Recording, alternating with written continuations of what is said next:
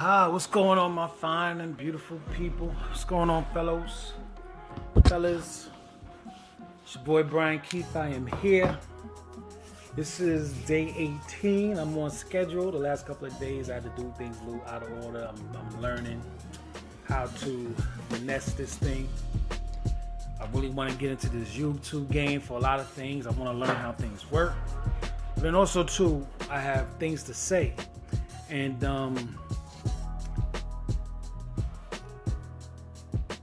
like I said, I call this a purple pill perspective. And that's because I'm not blue pill, though I've had my time being blue pill. I didn't know that's what it was called at the time. But I had plenty of time being blue pill. Through the experience of all of that, and you get to a point where you just get tired and you've had enough and you did soul searching, come across the red pill. And like I said, I've been on this journey to explore myself and to develop myself and pull myself up and learn. And I, like I said, I'm a black male from the United States. And I love my blackness, and I love the history of black people and the culture wherever it finds itself. And in the midst of learning and exploring my blackness, I've learned from it's taken me from being black to being a black man to just being a man. But nonetheless, like I said, I spent my time in blue pill. A lot of discovery in the Manosphere and the red pill situation. So I can't claim red pill because I am married. And it has its ups and downs. It has its benefits, and it's what's the opposite of benefit? It has its takeaways and distractions and all that other good stuff. But in this marriage, you don't have to be blue pill to be strong in your manhood. And I discovered that in my learning myself and me being a man. So I call my I'm like the inside man. That's why I call it the purple pill perspective, because I'm the inside man. There's a lot of guys that have helped me, because there's things that I've noticed but I couldn't articulate. So people like who I found myself watching.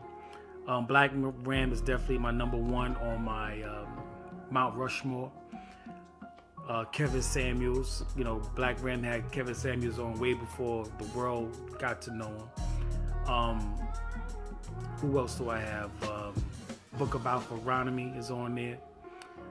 Anthony Spade is cool. Who else I like? It's a couple of other people. But Black Ram is definitely my leading guy, because he approaches it from a real sense, like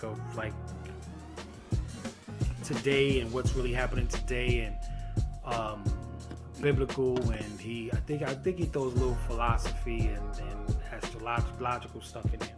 But I like his perspective. It's real clear to me. But like I said, I'm calling my thing a purple pill perspective because I just can't claim red pill. It's not in the bylaws.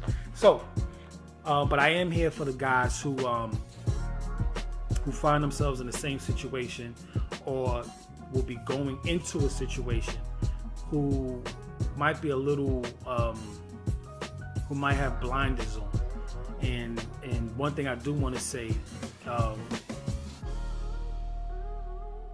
I'm gonna read this quote here from my man MTR here, and I really like to close out a lot of my programming with this quote here.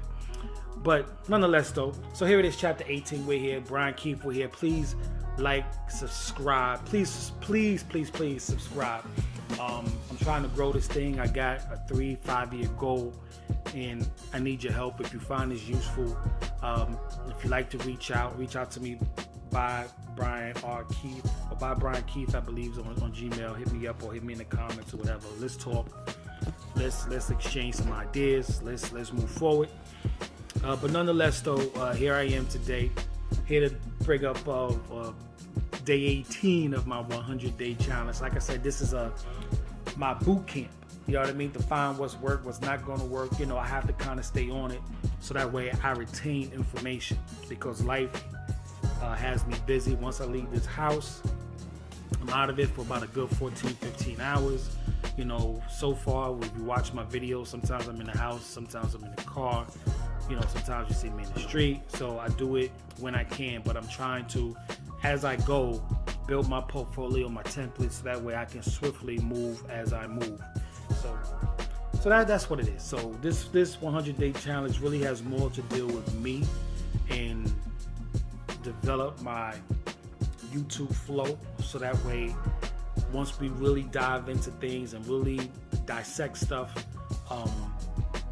really get into some real deep conversations, that everything is tip-top shape and presented as it should be, up to code, up to standard. So nonetheless, so here we are, 18. What I want to title this, if there's two, there's four. If there's two, there is four.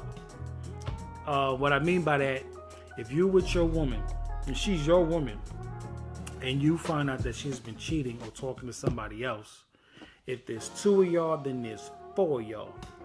And if it's two of y'all's, might as well be four. You know what I mean? If that's the understanding. If it's just supposed to be you and your girl, or you and your significant other, you and your wife, if you find out that she's dating or seeing somebody else or mingling with somebody else, then chances are there's four of y'all. There's four guys back there that she's dealing with, not just two. It's like someone running through stop signs and the cops stop them. And chances are, the cop's theory is that you do this all the time. You've done this many times, but chances are you just got caught this one time. So when a cop pulls you over and you get that ticket, don't really complain, because chances are you've done it many times. This is just the one time you got caught. You know what I'm saying? So, like I said, if it's two, there's four. And this light bulb, this flash went off in my head one day. This is like years ago. And so sometimes the Most High, he blesses me with flashes, or sometimes I hear a voice of something, that will answer my questions, and it kind of scares me. Like I said in earlier videos, sometimes I get the answers and I work backwards. I get the answer first before I find out what the problem is. But in this case, if there's two, there's four.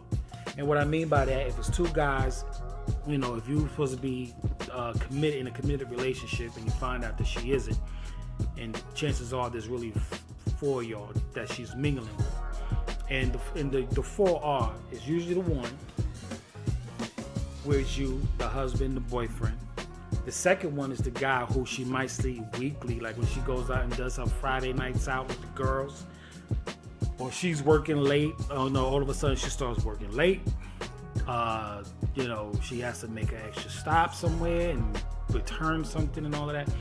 Chances are she's seeing somebody else. You know what I mean? And it becomes almost.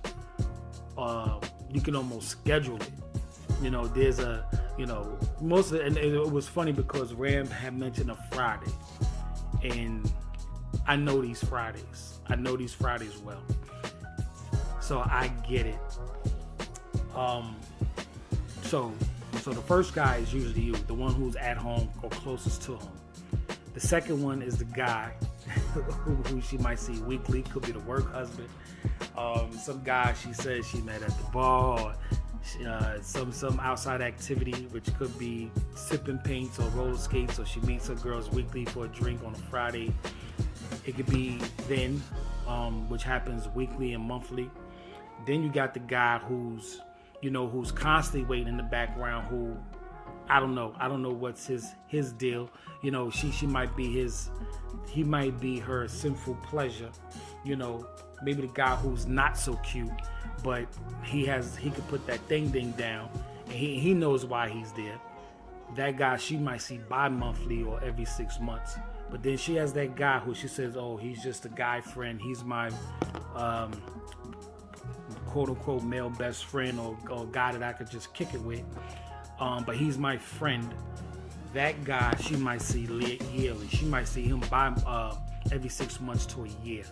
You know what I mean? Or it could be a couple years. But that's the guy who's probably been around the longest, who's probably I've seen him go in and out of relationships, but who's always there, lurking in the background. Someone you probably barely hear about. But when you do, he's just a friend, a childhood friend, or that's just how we talk. That's just how we hug. Nothing to worry about. Oh, you're insecure. Man, listen. Where there's smoke, there's fire. You understand what I'm saying? Where there's smoke, there is fire. And I've been in a couple of situations where I've heard, oh, he's just a friend, and he's just a friend.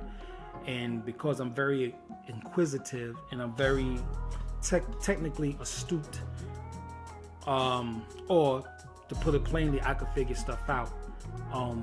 I will put together a way to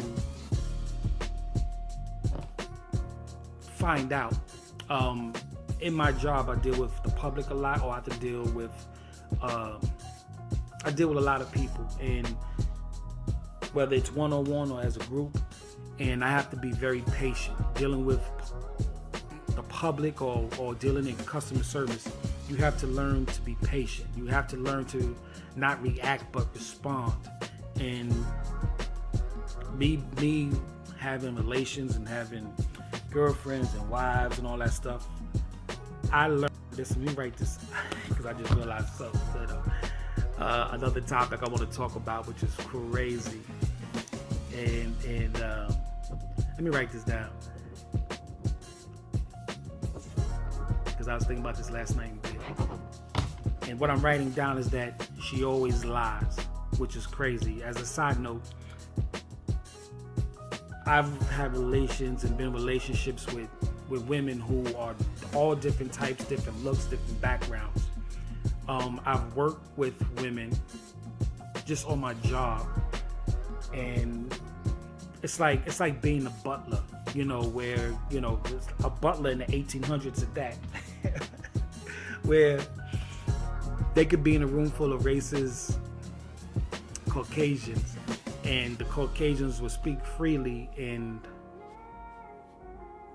really don't care that the butler, the African or African American guy, the black guy, is standing there, because they have no fear. They know that he knows his place, so they don't have no fear of him running back to tell anything. You understand what I'm saying? But I've learned, like, in those situations, and I've got to hear conversations. I got to be fly on the wall without being sneaky, but because they know that whatever is said in that room will stay in that room. They will lie, and they will lie about the smallest thing. And I have no doubt that if you're going to lie something so small, so simple, that they will lie on something big. But we're going to get into that later. We're going to get into that in another episode, maybe even tomorrow. So I say all that to say that when it comes to these outside friends and these outside relationships or associations, and when she says it's nothing, it's something. It's something. And if it's nothing, she should always work to put you in priority, to secure your thoughts, so that way there is no misunderstanding. You understand what I'm saying? Because one thing I do know about women, and through me learning to, because people always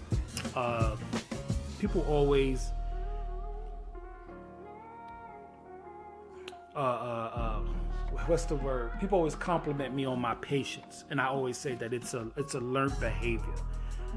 I'm not really patient. I'm anxious, but on the job, I understand my place and my role and what I have to do to get through the day or to secure the bag.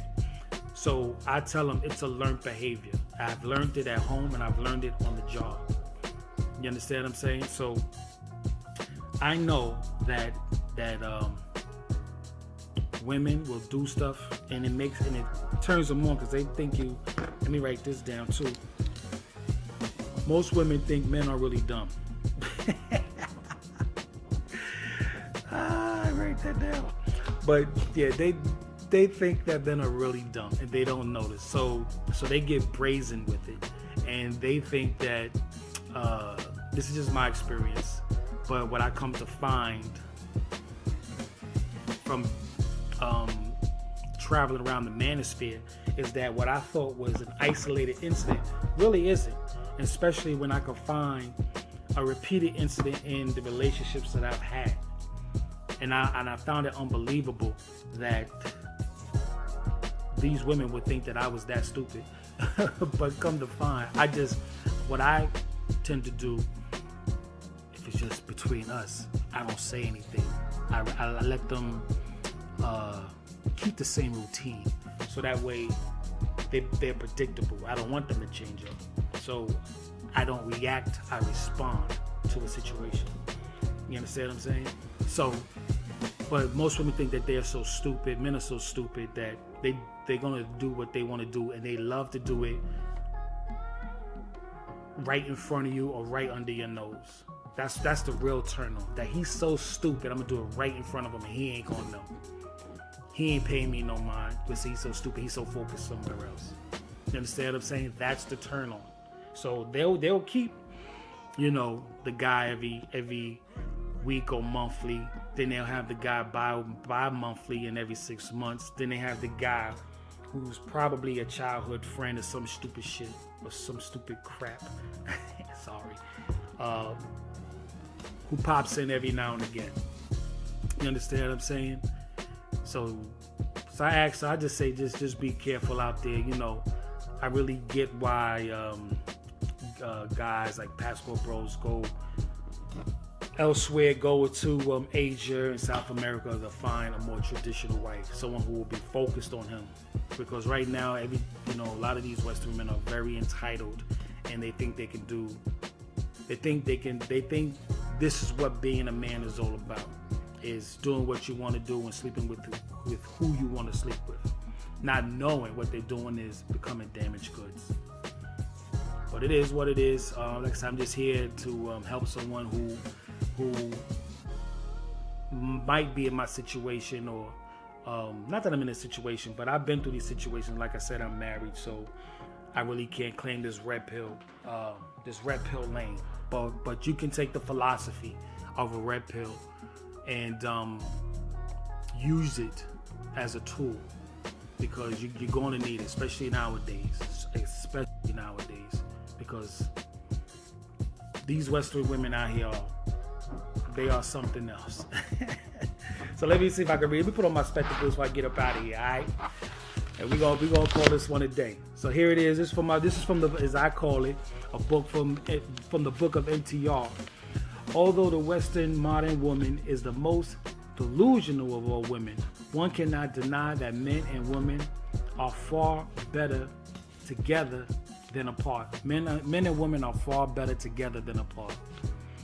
But gentlemen, you must stay vigilant and ensure that we are picking the ones, if we choose to pick, of the Western modern women and are not going abroad.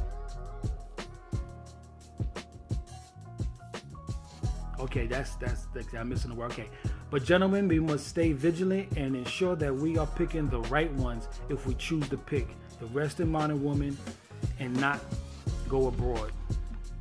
So with that, gentlemen, be proactive, be productive, and more importantly, be positive. Like I said, I'm just here to work it out. So it is what it is. I love y'all.